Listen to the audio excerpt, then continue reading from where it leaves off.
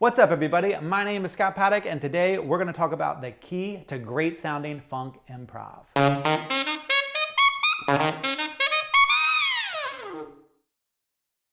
In previous YouTube videos, I've talked about the basics of funk improv. If you want to check those out, I'll put a link in the bio. Today, I want to dive into something that can take your funk improv completely over the top, and that is the way you group your notes. When you're talking about grouping your notes in funk improv, we want to think about what I call combinations. So combinations are when you take small groupings of notes and put them together as one idea. Now, when you're doing jazz improv, you think about an idea as a lick, something like this. Or those are both jazz licks, but when we're talking about funk improv, we want to do smaller groupings of notes that feel like one thing.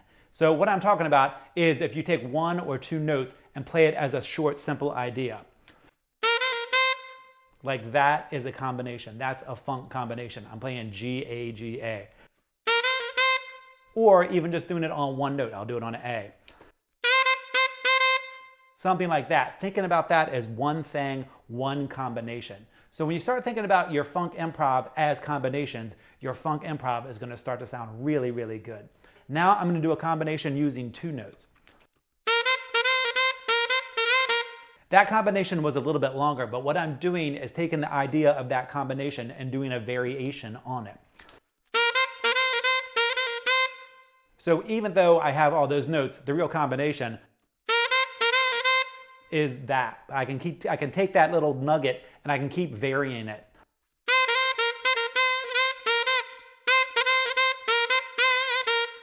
So when you take those combinations and then you get variations on your combination, it can really help build your funk improv solo. Now, of course, the next step could be a three-note combination. So I'm going to use those three notes and I'm going to play with those as my combination, my note grouping. So that was actually two combinations put together. And this is the second one. So those are two different little ideas that I put together, two combinations that I'm putting together. So here's the trick to making your funk improv sound really good with combinations. You're going to play your first combination, then you're going to play a line or some go-between notes into your next combination. So you're going to be playing these note groupings with these lines or go-between notes in between the groupings.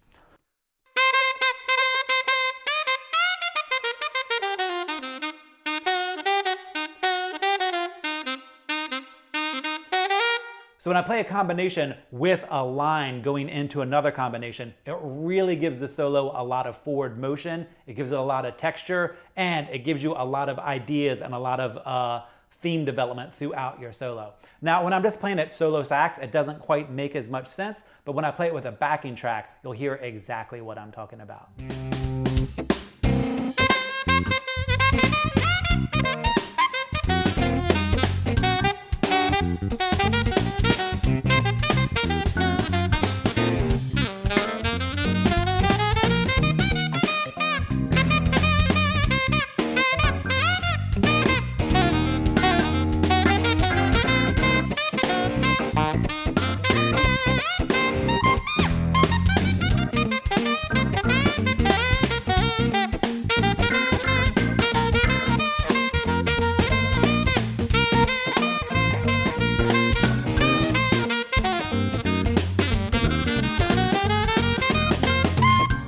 I'm very excited to have recently launched the Funk Improv course inside the Scott Paddock Sax School.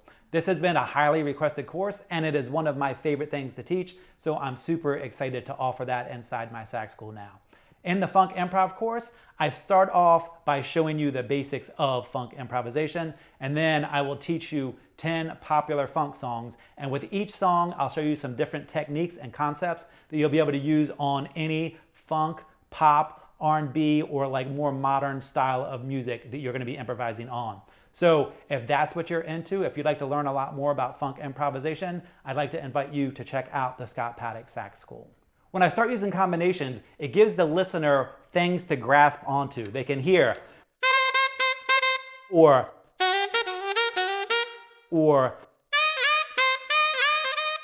Now, combinations can be really short, something like that, or a lot longer.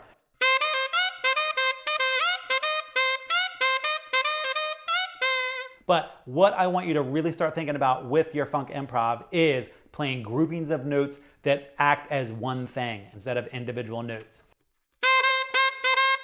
That is one thing, not ba ba do ba boo da, not 6 notes, that's one thing. As soon as you start thinking about your funk improv in combinations, your solo development is going to go through the roof. The audience is going to be able to grasp on to some of the ideas that you're playing and remember them. Your band is going to have something to play off of with you, and your improvisation is just going to go to an entirely different level. The key to great sounding funk improv solos is to think in combinations, small note groupings. And when you have those small note groupings, you want to think about developing them and using variations, and then of course using lines or go-between notes to connect them to other combinations. So you're going to have combinations connected throughout your entire solo, and that is going to give you a lot of solo development and a lot of forward motion in your funk improv solos. Thanks for taking the time to check out this video. If you'd like to dive deeper into the world of funk improvisation, I'd like to invite you to check out the Scott Paddock Sax School.